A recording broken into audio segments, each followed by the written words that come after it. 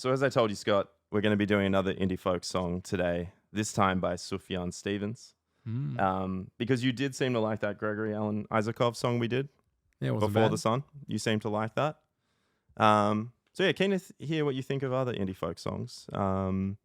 Sufjan has been someone I've been listening to quite a bit since 2017 when I first got into him.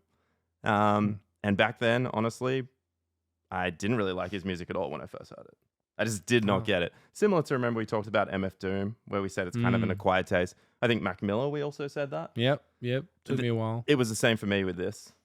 Initially, I was just like, I just don't understand this. I mean, I can't say too much because I'll probably give away the kind of sound of the song or like the artist. But yeah, I really didn't get it. But now I totally get it. Isn't it amazing when you finally get it? And then now you just want to listen to everything they've ever done. Yeah, and not just that, you're in. You want to show people as well. Yeah. But I'm conscious of the fact, and look, we want to be a channel where if you hate a song, or if one of us hates a song, just be honest. I hate it. Well, yeah, just say that. Just say that, right? And there's a chance you might not like this. I don't know. It's hard for me to hate a song. Sure. But I could dislike it. Yeah. But I know you're an honest person. You'll be honest if you don't like this. A little too honest. So this is Sufjan Stevens. This is going to be, it's the second single off his album, which is coming out on the 6th of October this year. That album's going to be called Javelin. All right, let's listen to this one. So this is Will Anybody Ever Love Me, Sufjan Stevens.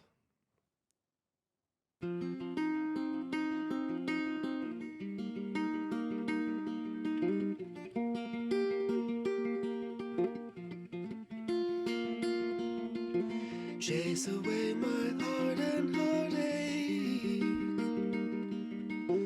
Run me over, throw me over, cast me out. Find a river running to the west wind. Just above the shoreline you will see a cloud. Tie me to a tiny wooden raft. Interesting voice. Kind of whispers a little bit. It's nice. Undertone. You like the finger picking?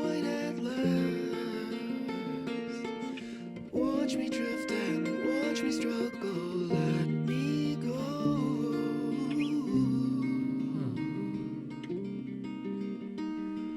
'Cause I really wanna know, will anybody ever love me?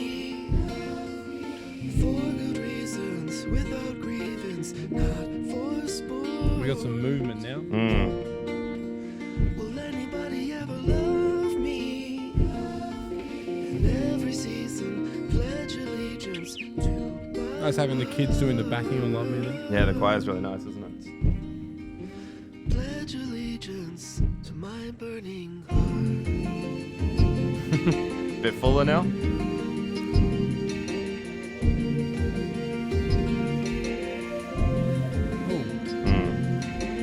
Hello, wildness, please forgive me now for the heartache and the misery I create. Take my suffering as I take my vow. Wash me now, anoint me with Big boom. golden blade. Tie me to the final wooden stake. Burn my body, celebrate the afterglow. Interesting lyrics here. Yeah. Wash away the summer sins I made. Watch me drift and watch me struggle. Let me go.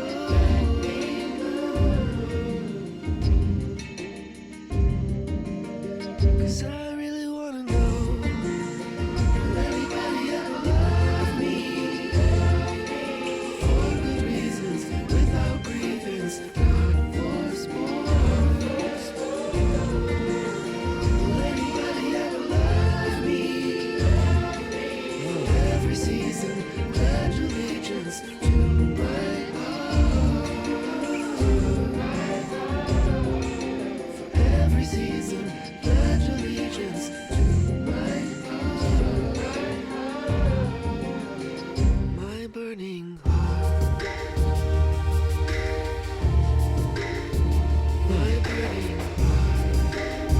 About to drop a mixtape. Mm-hmm. Yeah, that's that sound.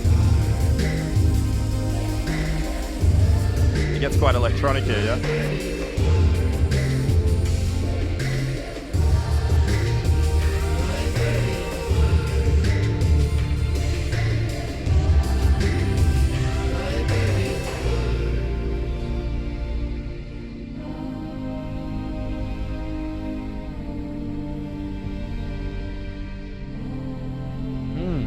That's nice.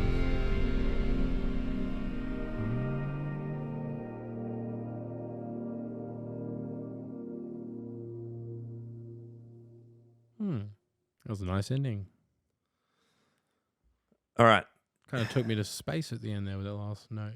Did you think it got a little bit dissonant though towards the end? Like it got a little bit dark? Took me to space. It was kind of nice. Maybe right at the end, but with the choir just before, I feel like it started to get a little bit dark. Did you feel that?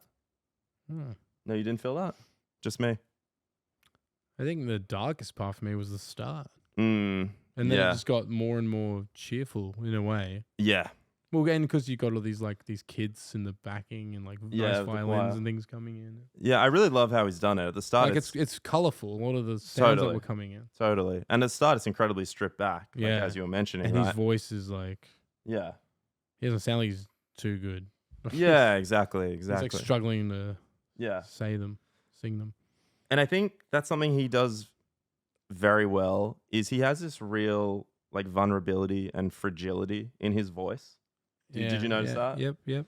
It works so well for these kind of songs, to be honest. But yeah, back to, I guess, the instruments. I love how it just starts very stripped back. It's just him, and that's actually, I didn't even know this instrument existed. It's a Javelin. Have you heard of that before? A violin and guitar. It was created to give you both the range for both a mandolin and a guitar. A mandolin, Yeah. So that's why it's got that kind of sound. But it starts with that, right? It starts with the Javelin, just that finger picking and kind of him singing over the top of that. And then you get that piano that comes in with those kind of, I guess, somewhat sad sounding. Javelin just sounds fake. Like it doesn't, I know. Name. Like someone has made that up. It's a Javelin. What? Yeah, true. You trying to say guitar, dude? Yeah, no, it's real. It's true. Yeah. That's a Javelin. True. That's true. I found one in Japan. But yeah, it's a legitimate instrument. I looked it up. But yeah, so then you bring in the piano on top of the guitar and he's singing, and then you've got that choir that comes in, makes it much more fuller. And then towards the end, it gets kind of electronic and... It gets quite mushy, a lot of sounds. Mushy. It was very full. A bit industrial? Yeah, a bit industrial. Did you get that as well? Yeah, all kinds of... I wasn't able to exactly pick what all the sounds were coming in. Yeah. So, I mean, there's a bunch to break down here, but we can start there for a second. So, in terms of the ending, when you listen to this song, do you find it is one of those bittersweet songs, which is kind of sad yet uplifting at the same time? Did you get that? It's a good, like the lyrics didn't match the sound always, but that's intentional, obviously. Which was somewhat true for that Mac Miller song we did, but it was like the opposite, right? Yeah. But that industrial part at the end, I do wonder. So the rest of the song is quite, uplifting but sad at the same time, right? But at least there is that uplifting aspect. But then the ending, the part I'm talking about when it gets a little bit dark, when that choir, sings some it just sounds a bit darker in terms of how they're singing right near the end. I wonder, this is a bit of a theory of mine, is that him saying he still kind of feels as though, will anybody ever love me? Like he hasn't actually... He doesn't have, through the course of this song, through the journey of this song, he hasn't got to a point where it's like, yeah, actually someone could love me. I have that confidence in myself. He's still very unsure and doesn't have that confidence in himself, possibly. What's interesting, if you told me we're going to listen to a song at any point, hey, I'm going to play you a song that's called Will Anybody Ever Love Me? Yeah, right. I don't think it's going to be as hopeful and sounding with the chorus and everything in terms of the sounds. I wouldn't expect that. Yeah, because... I agree. I would imagine it to be more like, Gary Jules' Mad World. Yes. Just sad, just... That's what I love about... Piano and just sad lyrics and... This is what I love about Sufjan, though. In it. He really does create this music where... And Gregory Alan Isakov, to a certain extent as well, he really does create this music which is very reflective. It makes you feel sad, but it's also therapeutic at the same time.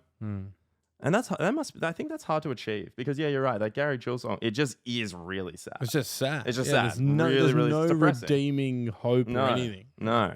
Yeah. So but it's great in how it does that. It is. It is. Yeah. Each has its place. This is good too. For sure. But yeah, so I think I get it. Yeah. Did you like this song? I did, and I could hear. I saw you tapping your foot. I'm like, all right, he's feeling. I could hear this in an animation.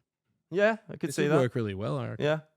Yeah. I could see that. When the characters, the low point in the animation, where the characters like, oh man, I can't do it. You know, they're having that moment, and then there's that glimmer of hope, and then all the sounds coming. Like I don't know. I could picture it. No, I think that's fair. I could see that. Did you think that choir did at some point that make you feel like the way they were singing that you were kind of like up in the clouds or something and flying? Did it give you that kind of feeling? Yeah. I think choirs generally do, especially when they sing so like a high that way. Yeah, note makes you think of up. But let's go into some of these lyrics. Above, it makes me think of God. Yeah. Well, interesting you say that because Sufjan is actually religious. I was about to say Sufjan's God.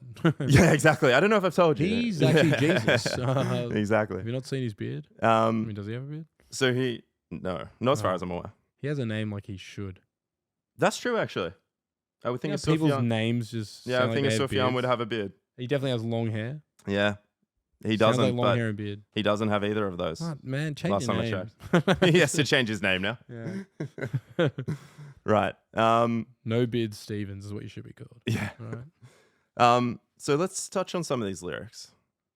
So if we look at this first verse, and I'm gonna have to put glasses on for this.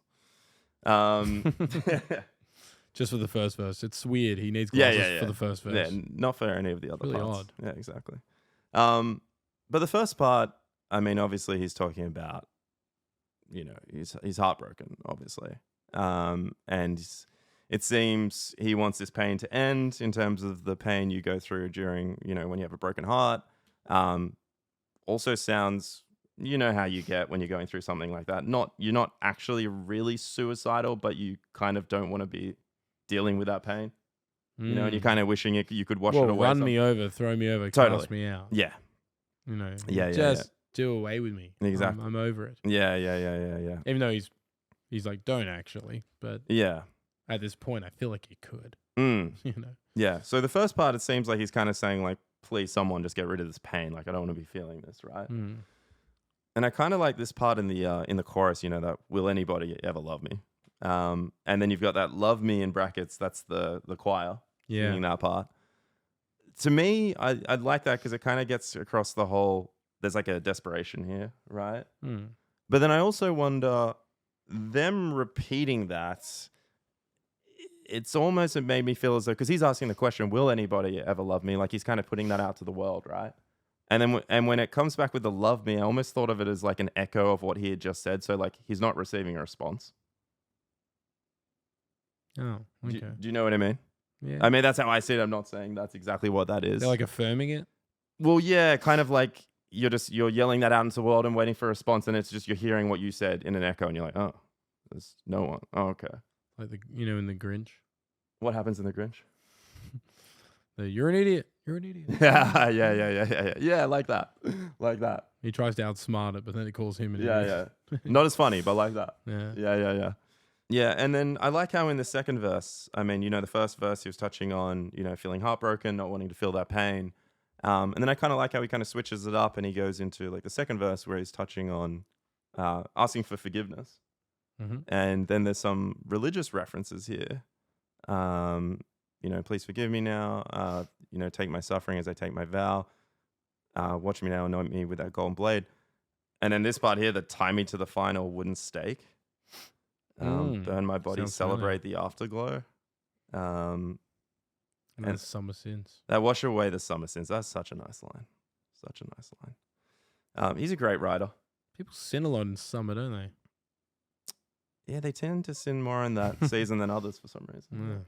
Yeah. Must be the weather. Must be. Exactly. That's what they say after they've done those things. Just say, must be the weather. One thing I should tell you, actually, that's really interesting is he played every single instrument on this song. Oh, wow. Yeah. It's a lot of instruments. Yeah. Dude's legit. Hmm. And I should show you some of his other songs because, I mean, he does indie folk and he does it really well, but he's also done like electronic sounding music as well, which is, you started hearing a little bit of that towards the end, you know, it got a little bit electronic. He's the indie Kevin Parker. Yeah, you could say that. You definitely could say that. We were talking about him earlier. All right, so Scott, I want to ask you a question. Did you prefer this song or the Gregory Alan Isakov song before the song? I'm intrigued because you don't really listen to this music, so I'm just trying to... Maybe this one? I thought so.